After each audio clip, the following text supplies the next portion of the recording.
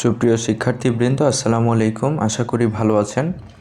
আমি আপনাদের সাথে আছি সারওয়ার জামান। B.Sc ইঞ্জিনিয়ারিং সাবজেক্ট ফিজিক্স এর ধারাবাহিক নতুন লেকচারে স্বাগতম। লেকচার 40তে বলা হয়েছে analysis of AC circuit containing A resistor and capacitor in series using যে অপারেটর। অর্থাৎ আমরা একটা সিরিজ সার্কিটকে বিবেচনা করে যেই সিরিজ সার্কিটে রেজিস্ট্যান্স এবং একটি ক্যাপাসিটর থাকবে, একটি রেজিস্টর ও একটি ক্যাপাসিটরের সমন্বয়ে গঠিত সিরিজ সার্কিটে আমরা অ্যানালাইসিস করব। এর প্রিভিয়াস লেকচার ছিল রেজিস্ট্যান্স এবং ইন্ডাক্টর। তো বর্তমানে আমরা রেজিস্টর ক্যাপাসিটর নিয়ে আলোচনা করব। তো আপনারা যারা লেকচার 39 দেখেননি, অবভিয়াসলি দেখে আসুন, তারপরে 40 দেখুন, তাহলে খুব ইজি হবে। লেকচার 39-এ দেখা গিয়েছিল ইন্ডাক্টরের ক্ষেত্রে ভোল্টেজ থেকে কারেন্ট পিছিয়ে থাকে, ভোল্টেজ আগে আগে সঞ্চালিত হয়, কারেন্ট পরে পরে, ঠিক আছে। তো এক্ষেত্রে জাস্ট উল্টোটা হবে। সমস্ত আমাদের থিওরি আলোচনা প্রায় same. So lecture 39 you must be watches now. So let a source of alternating EMF given by equal to Emax e to the power j omega t। আমরা একটা অল্টারনেটিং সোর্সের সাথে বিবেচনা করলে সেই অল্টারনেটিং সোর্স থেকে যে ইএমএফ নির্গত হবে সেই তাৎক্ষণিক ইএমএফ সমান maximum EMF into E to the power J omega T. এই সূত্র অ্যাপ্লিকেবল। একে ইকুয়েশন 1 হিসাবে বিবেচনা করলাম। Be connected to series combination of a resistor R and a capacitor C as shown in figure. এই চিত্রতে একটি রেজিস্টরের মান রেজিস্ট্যান্স আর এবং একটি ক্যাপাসিটরের মান ক্যাপাসিট্যান্স সি বিবেচনা করলে লেট আই অর্থাৎ current be the current in the circuit at time T. অর্থাৎ আমরা এই সার্কিটে তখন সোর্স সংযোগ করে দিলে কি হবে? কারেন্ট প্রবাহিত হবে রেজিস্ট্যান্স দিয়ে, ক্যাপাসিটর দিয়ে কারেন্ট আবার উৎসে ফিরে আসবে। Okay. Voltage drop across capacitor C at time T is given by, এই যে সি ক্যাপাসিটরের আড়াআড়িতে যতটুকু ভোল্টেজ ড্রপ হবে তার মান কতটুকু সেটা আমরা পাবো। এই কারেন্ট সিরিজে কারেন্ট সমান থাকে, বা শ্রেণীতে, বাংলায় শ্রেণী সার্কিট বা শ্রেণী সমবায় বর্তনীতে কি থাকে? কারেন্ট সমান থাকে। সো কারেন্টের সাথে আমরা যখন ওই শাখার বাধা বা রেজিস্ট্যান্স গুণ দিই তাহলে কারশফের ভোল্টেজ ল অনুযায়ী, মানে ওহমস ল অনুযায়ী কি পাই? ভোল্টেজ ড্রপ পেয়ে থাকি, ঠিক আছে। তাহলে ক্যাপাসিটরের আড়াআড়ি যে ভোল্টেজ ড্রপ হবে সেটা কত? সেটা ভিসি হলো ক্যাপাসিটর আড়াআড়ি ভোল্টেজ, কারেন্ট ইন্টু তার বাধা আই ইন্টু এক্সি। এক্সি হলো ক্যাপাসিটিভ রিঅ্যাক্ট্যান্স, যেটা আমি প্রিভিয়াস স্টেজে আলোচনা অলরেডি করেছি। সো এক্সি সমান 1/2πfc, অর্থাৎ এই 2πf মানে কি? এফ হলো ফ্রিকোয়েন্সি, তাই না? তাহলে I/2πfc হচ্ছে, এখানে আমরা এই 2πf সমান কি জানি? ওমেগা, কৌণিক বেগ যাকে বলা হয়। তাহলে I/ওমেগা সিও লেখা যায়। এখন কথা হচ্ছে ক্যাপাসিটর একটি কমপ্লেক্স ম্যাটার। সো কমপ্লেক্স সিচুয়েশনের ক্ষেত্রে এখানে একটি যে অপারেটর আসবে বা 90 ডিগ্রি সে পেছন থেকে অবস্থান করবে। তো আপনার এখানে আমরা ভোল্টেজ ড্রপ লিখতে গিয়ে অ্যাট অ্যান অ্যাঙ্গেল -90 ডিগ্রিও লিখতে পারি, কারণ ক্যাপাসিটরের মূলত কারেন্ট কি থাকে? 90 ডিগ্রি এগিয়ে থাকে ভোল্টেজ থেকে। তো ভোল্টেজ কিন্তু পিছিয়ে পড়ে, যার কারণে আমরা 90 ডিগ্রি মাইনাস অ্যাঙ্গেল ইনক্লুড করতে পারি, অথবা যে অপারেটরকে নেগেটিভ সাইন আকারে গুণক হিসাবে গুণ দিতে পারি। তাহলে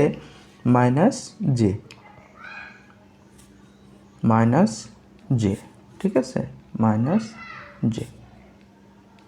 এই লাইনের দরকার নেই, এটা প্রয়োজন নেই, একে আমরা 2 নম্বর সমীকরণ ধরলাম। ওকে। এবার hair multiplication by J1 RHS, এখানে যে গুণ দিলাম is due to reason that voltage VC, অর্থাৎ ক্যাপাসিটিভ ভোল্টেজের ক্ষেত্রে আমরা যে অপারেটর দিয়ে যে মাল্টিপ্লিকেশন করলাম, গুণ করলাম, কেন? ডান পক্ষতে অ্যাক্রস ক্যাপাসিটরের প্যারালালে অ্যাক্রসে আড়াআড়িতে lags behind the alternating current কি হয়ে যায়, lags behind the alternating current.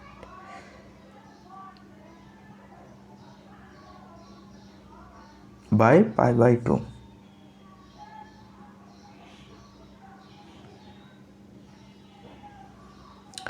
এক্ষেত্রে কারেন্ট এগিয়ে যাবে, ভোল্টেজ পিছিয়ে যাবে, সো এটা লিড হবে, ঠিক আছে। That voltage VC across capacitor lag behind the alternating current. আচ্ছা, অল্টারনেটিং কারেন্ট এর পেছনে পড়বে ভিসি, হ্যাঁ, এটাও লেখা যায় ল্যাগস। অথবা আমরা বলতে পারি যে alternating current is leading by capacitive voltage VC, এটাও লেখা যায় বাই π/2, 90 ডিগ্রি হবে, ঠিক আছে। Voltage drop across resistor at time T. এই রেজিস্ট্যান্সের আর্ডারি ভোল্টেজ কত, I/R, তাহলে কারেন্ট গুণন রেজিস্ট্যান্স, I/R হলো VR, রেজিস্টিভ ভোল্টেজ, ওকে। তো সেটাই লিখছি 3 নম্বর সমীকরণ। এবার এই যে আরসি সার্কিটে দুইটা ভোল্টেজ ড্রপকে যোগ করলে কি সাপ্লাই ভোল্টেজের সমান পাবো, তো সেটাই করছি, equal to VR plus VC, মান বসাই দিলাম, I কমন নিলাম, R-jXC, একে 4 নম্বর সমীকরণ ধরলাম। এখানে R-jXC কে ইম্পিডেন্স বলা হয়, তো হোয়ার Z ইকুয়াল টু R-jXC মানে টোটাল বাধাকে, টোটাল যে জটিল রাশির বাধা পাওয়া যাবে, সার্কিটে বাধা সৃষ্টি করবে, তাকে বলা হয় সমতুল্য বাধা বা ইম্পিডেন্স, ওকে। ইম্পিডেন্সের এসআই ইউনিট কিন্তু ওহম বা ওমেগা। তো so Z equals to R-jXC is called complex impedance whose magnitude is given by, যার ম্যাগনিটিউড হবে √R² প্লাস X², যেটা এই সমকোণী ত্রিভুজ থেকে বোঝার চেষ্টা করেন। ভূমি বরাবর কি থাকবে, রেজিস্ট্যান্স, এর লম্বতে এক্সি বা ক্যাপাসিটিভ রিঅ্যাকট্যান্স থাকবে। পিথাগোরাস অ্যাপ্লাই করলে কি পাওয়া যায়, এরূপ একটা সূত্র পাওয়া যায়, এক্সি সমান কি 1/2πfc বা 2πf সমান ওমেগা, তাই 1/ωc, স্কোয়ার আছে তাই 1/ω² ইন্টু c², 5 নম্বর সমীকরণ লেখা যায়, ওকে। এখন Z ইকুয়াল টু R-jXC, আর মানে কি, এখানে cos θ সমান কি ভূমি বাই অতিভুজ না, তো ভূমিতে R, অতিভুজ Z, তাহলে আমার R বের করতে হলে কি Z cos θ লেখা যায়, তো Z মানে কি, Z এর ইম্পিডেন্সের ম্যাগনিটিউড cos θ মাইনাস এই XC সমান কি Z sin θ, মান বসাই দিলাম, এখানে Z ম্যাগনিটিউড কমন নিলাম, cos θ মাইনাস J sin θ। এবার cos θ minus J sin θ by De Moivre's theorem, mathematical theorem, যাকে cos θ মাইনাস J sin θ কে বলা হয় e to the power minus J theta, okay. যেহেতু এখানে দুই জায়গায় থিটা আছে, সো থিটা বসাই যাবে, এটা হলো 6 নম্বর সমীকরণ। এই যে রিমোভিয়াস থিওরেম, এটাকে বলা হয়, ওকে। এবার 4 নম্বর সমীকরণ থেকে পাই, এই যে 4 নম্বর সমীকরণ A equal to I into Z, তো I সমান কি E/Z। এখন 1 নম্বর সমীকরণ থেকে E এর মান কি Emax e to the power jωt, Z এর মান এই যে আমি 6 নম্বর সমীকরণে যেটা পাইলাম Z এর মান, সেটা এখানে বসাই দিলাম, ওকে। এবার এই যে Emax বাই টোটাল ইম্পিডেন্স, সর্বোচ্চ ভোল্টেজ, সর্বোচ্চ বা মোট বাধাকে দিয়ে ভাগ করলে কি পাবো, ওহমের সূত্র, I পাবো, I ইকুয়াল টু V/R না, তো এই ক্ষেত্রে R মানে মোট R, তো মোট R মানে কি Z মানে টোটাল ইম্পিডেন্স, ওকে। তো Imax, আর কোনো সূচকের ক্ষেত্রে পাওয়া একই যদি রাশি পাওয়ার কি হয় ভাগ আকারে থাকে, তাহলে ওপরে উঠাই গেলে কি হয়ে যায়, মাইনাস থাকলে প্লাস হবে, প্লাস থাকলে মাইনাস হবে, তাই না। তো মাইনাস আছে, সো উঠাই দিলে প্লাস J θ হবে, যে কমন নিলে ω/t প্লাস θ। এখানে লক্ষণীয় বিষয় হলো I পাইলাম Imax e to the power jωt plus θ, আর 1 নম্বর সমীকরণ থেকে আমরা জানি E equal to Emax e to the power jωt।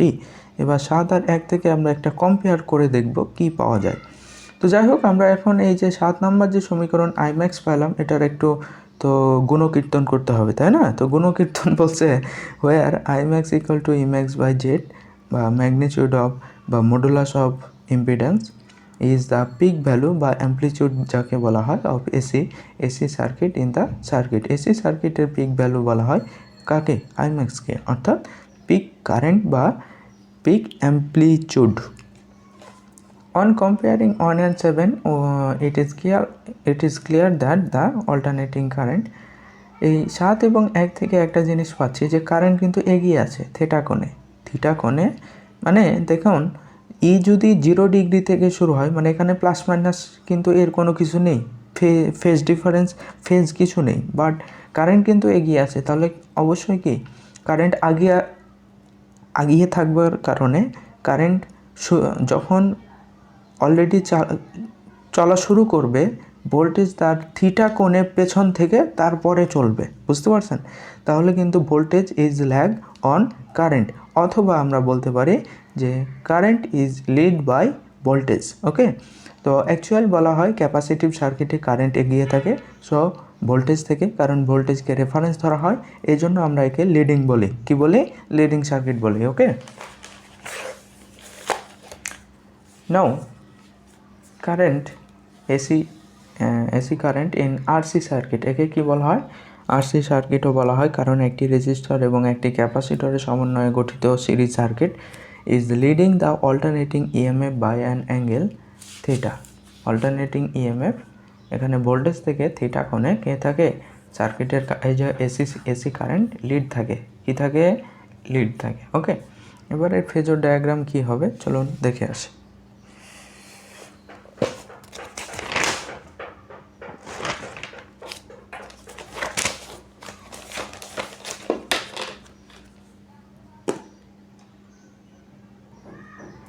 Okay, watch this figure. এখানে এক অক্ষ বরাবর আমি রিয়েল পজিশন নিলাম আর অক্ষ বরাবর ইমাজিনারি কন্ডিশন নিলাম। সো এক্ষেত্রে আমি বলতে পারি রিয়েল অ্যাক্সিস,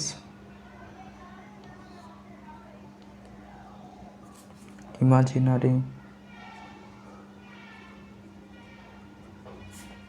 অ্যাক্সিস। এখন আমাদের যে ওমেগা টি কোণে কি থাকবে? আমরা একে কি ধরছিলাম? ভিআর ধরেছি, রেজিস্টিভ ভোল্টেজ, তাহলে এটা ভিআর এর পজিশন। এখন কারেন্ট কি অবস্থায় থাকবে? কারেন্ট রেজিস্টিভ ভোল্টেজের ক্ষেত্রে বা রেজিস্টিভ সার্কিটের ক্ষেত্রে ভোল্টেজের সাথে কারেন্ট ইন ফেজে থাকে না, তো কারেন্ট পিছিয়ে একই ফেজে থাকবে বাট একটু কম থাকবে। ওকে, তো এর মানটা কত? এর মানটা হলো ওমেগা টি। ওকে, এখন যদি এটা কোয়াড্রেন্ট হয় তাহলে 90 ডিগ্রি পেছনে কে থাকবে? ক্যাপাসিটিভ ভোল্টেজ কি থাকবে? কারেন্ট থেকে পিছিয়ে থাকবে, তাই না? থিটা কোণে। তো লক্ষ্য করেন 90 ডিগ্রি করতে হলে মনে করেন এটা যদি 45-এ থাকে, এরূপ আরও একটা 45 আঁকতে হবে যেন দুইটার ডিফারেন্স কত হয়? 90 ডিগ্রি হয়। এস অন্য অবভিয়াসলি এস। সো এটা হবে কি? ভিসি। এটা হবে কি? ভিসি। ভিসি সমান minus J I into X C. ঠিক আছে, তো ভিসি কত কোণে থাকবে?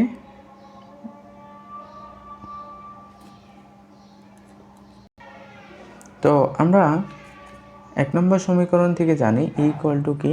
ই max E to the power J omega T, আর আই সমান কি পাইছি? আই ম্যাক্স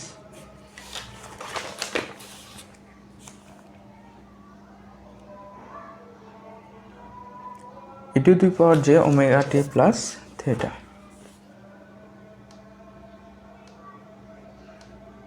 মানে থিটা কোণে কারেন্ট কি? এগিয়ে থাকবে, তাই না?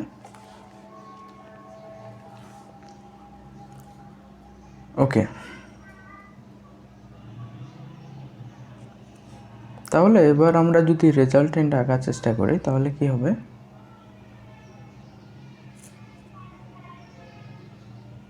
এরূপ হবে। এখন মূলবিন্দু অরিজিন থেকে যে লব্ধি মান পাবো সেটাই কি সাপ্লাই ইএমএফ বা সাপ্লাই দেওয়া হয়েছে।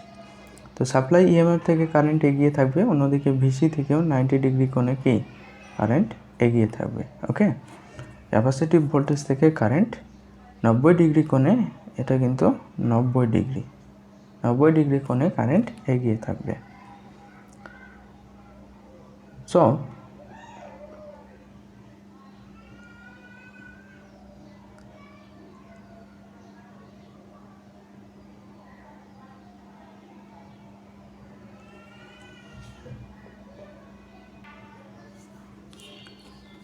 ওকে, তো এখানে যে ইএমএফ সাপ্লাই ইএমএফ ই এবং সাপ্লাই কারেন্ট এর মধ্যে ফেজ কত ওমেগা টি। সো টোটালটুকু কিন্তু হবে না, এক্ষেত্রে কতটুকু,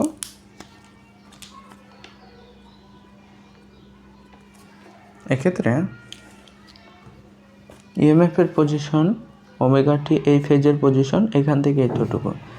এবার এই রিয়াল অ্যাক্সিস থেকে সাপ্লাই ইএমএফ এর মধ্যে যে সৃষ্ট কোণ থিটা কোণে কে আছে, কারেন্ট এগিয়ে আছে, সেই কোণটা হবে এইটুকু থিটা।